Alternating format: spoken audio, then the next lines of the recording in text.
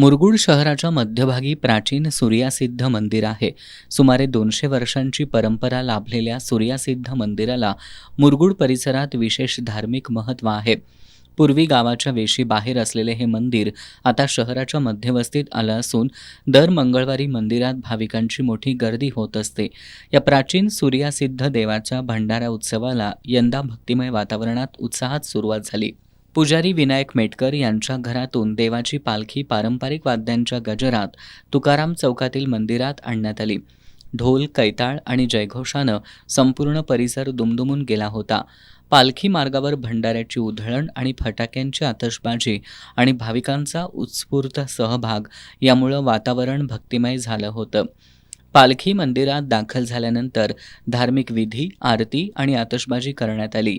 मंदिर परिसर आकर्षक विद्युत रोषणाई आणि फुलांच्या सजावटीनं उजळून निघाला होता. भाविकांसाठी महाप्रसादाचं आयोजन करण्यात आलं होतं. यावेळी हजारो भाविकांनी महाप्रसादाचा लाभ घेतला. यात्रेनिमित्त मुरगुडसह परिसरातील हजारो नागरिकांनी दर्शनासाठी उपस्थिती लावली होती.